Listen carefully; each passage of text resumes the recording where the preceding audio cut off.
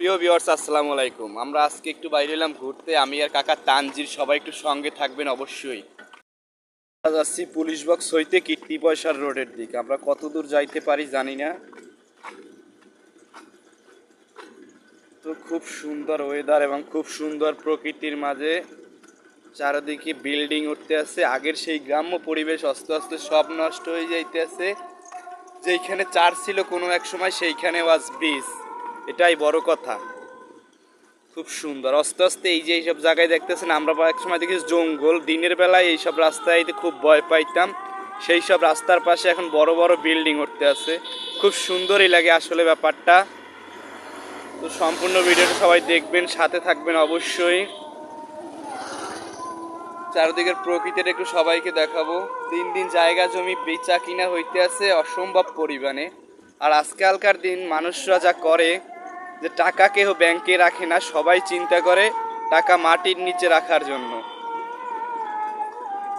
অসংখ্য ধন্যবাদ সবাইকে 1 মিনিট ধরে ভিডিওটা এখন দেখার জন্য।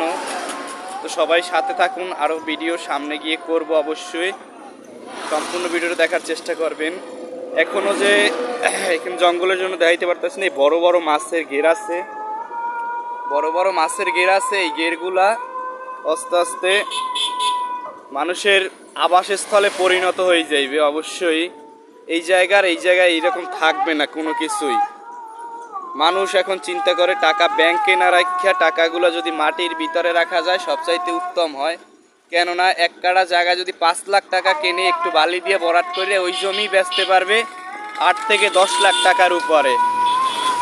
তো এইসব পরিবেশে যদি কারো থাকার ইচ্ছা থাকে, অনেক জায়গা জমি বিক্রি হয় রাস্তার পাশে, সবাই আইতে পারেন অবশ্যই। সম্পূর্ণ ভিডিওটা দেখলেন, যদি ভালো লাগে ভিডিওটা লাইক কমেন্ট শেয়ার করে দেবেন, সবাই দেখবে। আমি আছি, আমার সাথে আছে তানজির কাকা। অসংখ্য ধন্যবাদ তানজির কাকা, আমাকে নিয়ে একটু বের হয়েছে আজকে ঘোরার জন্য। খুব সুন্দর পরিবেশ।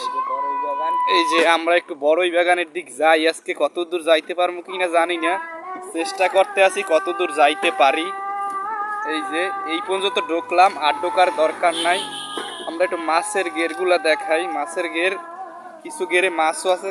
রাহো কাকা, কিছু ঘেরে মাছও আছে এবং কিছু কিছু জায়গায় ঘের শুকাই গেছে শীতের দিন।